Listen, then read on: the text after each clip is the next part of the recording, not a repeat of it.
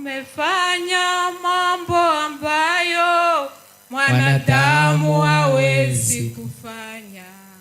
Unatoa faraja ambayo mwanadamu hawezi kutoa. Haufananishwi,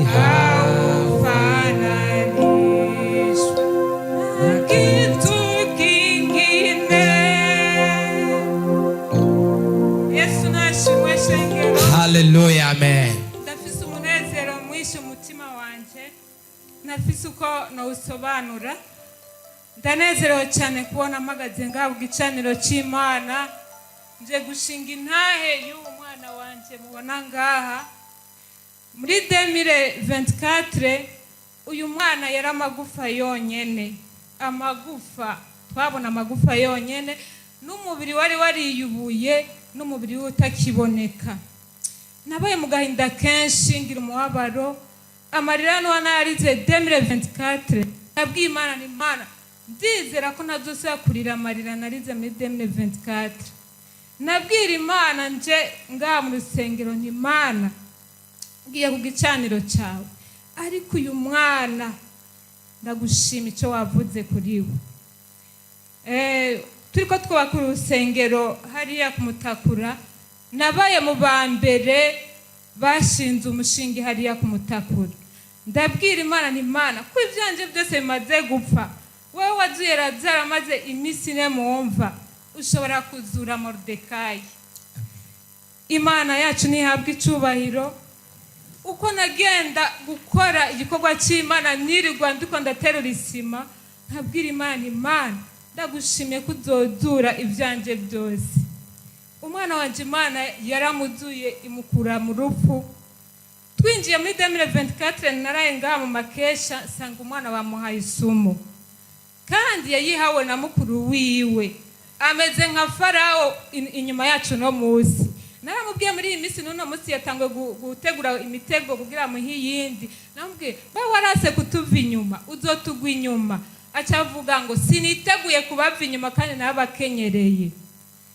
Ndamubwira ni kandi hamwe wo kwemera kutuva inyuma ukagondoza byo ntangaza cyane. Ntabwo shiramo speed, shiramo imbaraga nyinshi. Ndashimuhoraho, ni mwiza kandi aragororotse ibihe byose. Ubu rero ameze neza. Nguyu ameze neza, arashobora gutwenga umunsi wose, akirirwa twenga umunsi wose. Ariko aratwenga n'abantu bo muri quartier baraza gushengerera. Hanyuma ndashima Imana kubera bari bamuza adatwenga. Bari bamuza adatwenga. Twese twaravuga ati Moridekayi yatwenze, ni ukuri gitangaza kiba cyakoretse. Rero ndashima Imana no munsi yirirwa twenga umunsi wose, akirirwa twenga.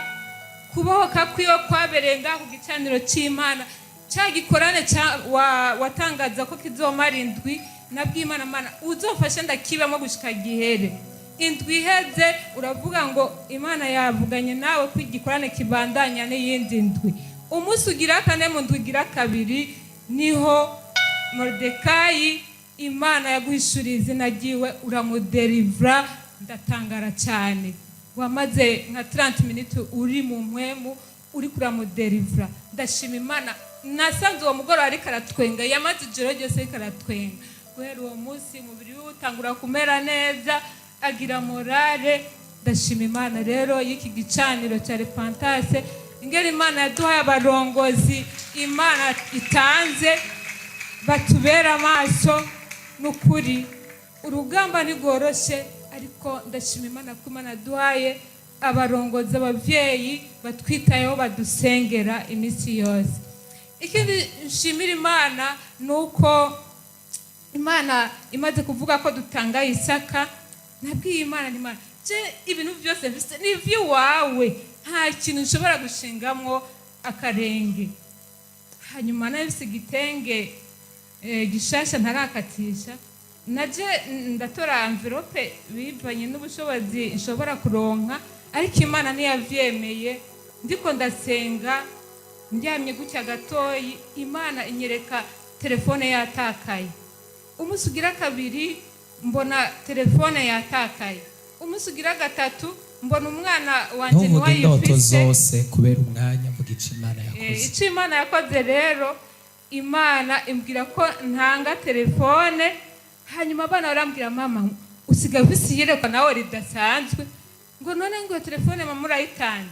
Ndabwira abana nibana ndayitanze, imana yavuze, ni kandi sinarose, imana niyo yavuze, kuramwo kode mukuremwe ibintu byose ngiye kuyitanga.